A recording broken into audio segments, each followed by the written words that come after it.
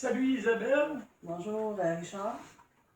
On va continuer avec les statistiques, la suite des statistiques de santé et de bien-être selon les sexes.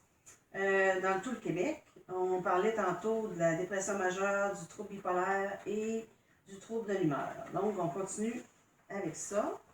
Fait ça hier, en 2002, au Québec, 11,2% des personnes âgées de 15 ans et plus affirment avoir déjà souvent souffert de troubles anxieux au cours de leur vie et 7,2% de phobie sociale.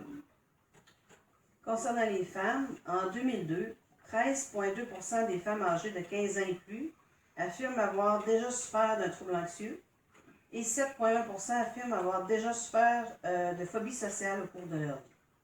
Les femmes sont proportionnellement plus nombreuses que les hommes à souffrir de troubles de panique, d'agoraphobie et de troubles anxieux.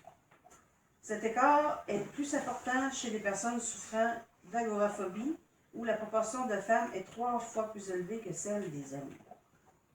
Chez les hommes, en 2002, 9,2% des hommes âgés de 15 ans et plus affirment avoir déjà souffert de troubles anxieux et 7,3% affirment avoir souffert de phobie sociale au cours de leur vie.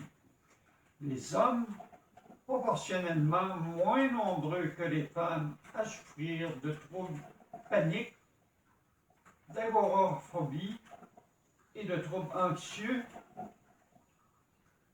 Les proportions d'hommes et de femmes qui souffrent de phobie sociale sont pratiquement les mêmes, soit 7,3% et 7,1% respectivement. Cet écart est plus important chez les personnes souffrant d'agoraphobie où la proportion d'hommes est 3 fois moins élevée que celle des femmes. Fait saillant.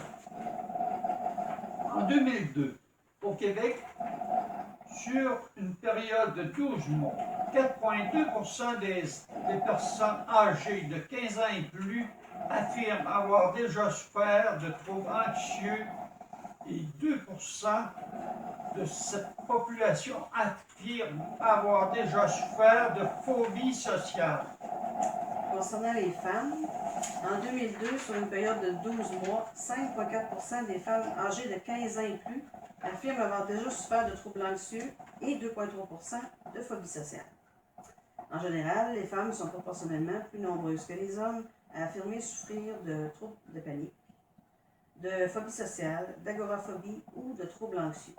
Cet écart est plus important chez les personnes qui affirment souffrir d'agoraphobie, où la proportion des femmes est d'un peu plus de 3 fois celle des hommes.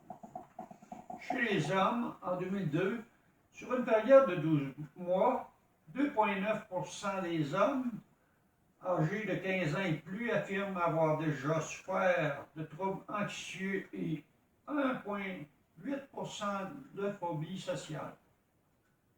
En général, les hommes sont proportionnellement moins nombreux que les femmes à affirmer souffrir de troubles paniques, de phobie sociale, d'agoraphobie et de troubles anxieux.